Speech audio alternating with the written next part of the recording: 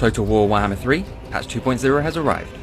In addition to bringing you the Champions of Chaos DLC, the Blood Pact DLC, and the first beta access to Immortal Empires DLC, we're updating the core game to align each of the releases.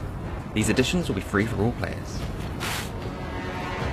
The Warriors of Chaos will be receiving a campaign rework thanks to our 4 new legendary lords, with new faction mechanics including Chaos Gifts to provide god-given boosts for your faction, a vassal-based settlement structure with dark fortresses and altars to act as the bloodline for your armies, Warband Recruitment to hire mercenaries from around the world, Warband upgrades to level up your units with their experience in the battlefield, and Path to Glory, where dedicated characters will be able to gather boons and advance their power with a Mark of Chaos.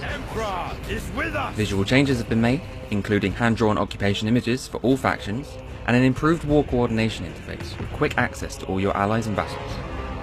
We also have a visual update for the Chaos Knights of Siege and the Doom Knights of Siege, visual updates for Lore of Death and Lore of Metal, and a size increase for the Chaos War Steeds, as well as new combat animations for Archaon the Everchosen. We've also tweaked the UI of the game to add more variety to the colour palette. On the Realm of Chaos map, 4 new provinces have been added: the Northern Wastelands, Albion, Marches of Khorne, and Middle Mountains. The 4 Champions of Chaos will be present on the map, but will not participate in the race for Ursun, pursuing their own agendas. Several new factions now present on the map as AI, including the Marches of Khorne, led by Lur Leoncourt's vassal, Earl Adalbert, and Wintertooth, led by Throg, the Troll King. Wei Jin is now a 10-slot settlement for Cathay, and with the arrival of Azazel, Kurgan Warband spawn rates have been further reduced north of the Bastion, and they can no longer declare war on most Chaos-aligned factions. Automatic declaration of war against non-demon factions has been removed from Khorne, Siege, Demons of Chaos and Nurgle. Allies can now be given an Occupy request in addition to Attack and Defend, which will encourage them to actively claim the settlement, including ruined settlements. Confederation has now been rebalanced, and Allied outposts can now be built outside of their province capitals. Battle reinforcement times now always accurate without any leeway. The Immortality skill now unlocks automatically at rank 20 for all characters.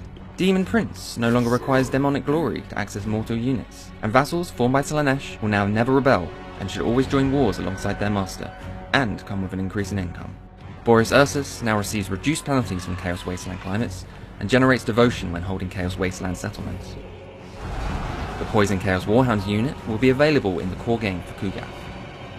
And we shifted a lot of the potential movement range bonuses from Scarbrand so that they start off a little bit lower and instead build up more over time over the course of the campaign, slowing down Scarbrand's initial rush potential while preserving the ability to pull off massive combos later on.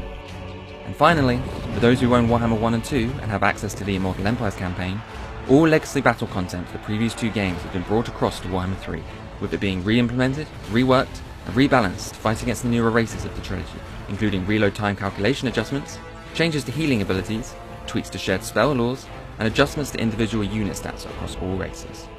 A big focus for patch 2.0 is squashing those pesky bugs. Fixes include, but are not limited to, no more crashes for characters with non-standard characters in their names. Vassals are now more reliable for the player, and potential attackers will take into account who rules over them. Collision from corpses in battle has also been removed to stop entities getting stuck. Performance boosts in battles when units destroy incidental buildings, that's things like fences, crates and market stalls. And lastly, the defense bonus from formation attack is now shown in the UI. We hope you enjoy these new additions to the game. Read the full changelog for patch 2.0 on August 23rd at totalwar.com.